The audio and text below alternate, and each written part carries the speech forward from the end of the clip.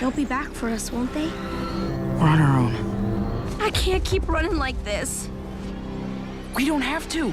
If there's one thing I forgot about in the months since I've watched the first season of this show, it was quite how dumb it manages to be. It's the type of show that both remembers that you can do a cool scene in this franchise by freezing so the T-Rex doesn't see you, and in the same episode uses a completely stationary cardboard cutout of a person as a distraction for, you guessed it, the same damn T-Rex. The kind of show that makes a joke that rich kid Kenji didn't get good grades in school and therefore his dad changed the locks of their apartment on the island. They have an apartment on the island and they say it's not an option for them to go to hide out because it's locked. So instead they build a fucking tree house. A fucking tree house to live in. It doesn't have a roof. There were a lot on this island of pterodactyls and flying dinosaurs and shit. We saw those in the first season. It doesn't have a roof. My point is that Jurassic World Camp Cretaceous, the hit Netflix, it's not really a hit, is it? I mean, it's aggressively average for this type of kiddie animated Netflix show, but there's really nothing special here even for kids.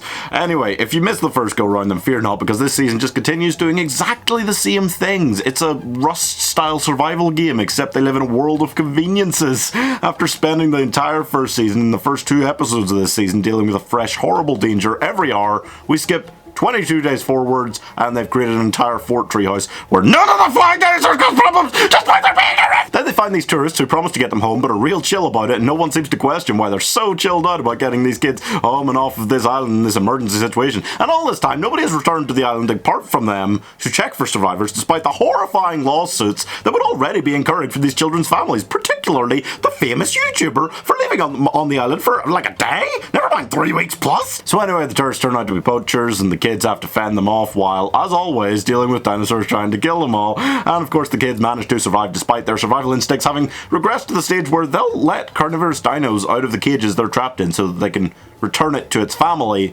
and inevitably it spends the rest of the season hunting them! Anyway, this is my 1-minute review for Camp Cretaceous Season 2.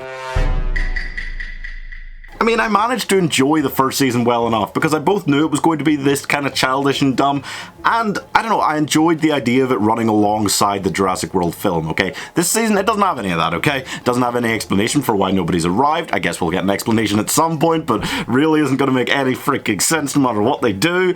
And, you know, the idea that, and this is spoilers for the season, okay, for the end of the season, but the idea that they kind of have this big moment where they stand up and go, we'll figure our own way off the island somehow at the end of the season, when there is literally a boat.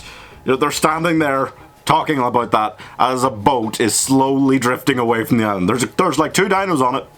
That's true. But, I mean, they're not going to take their chances fighting with them to get that boat. That actual boat. Big boat.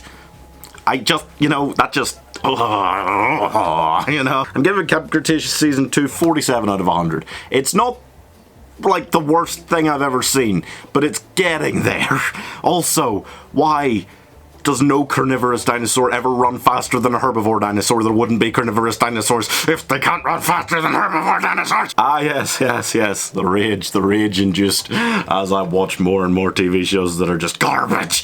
But you know what, guys? If you like seeing my rage personify itself in the form of Camp Cretaceous or other TV shows or movies, etc., then do subscribe.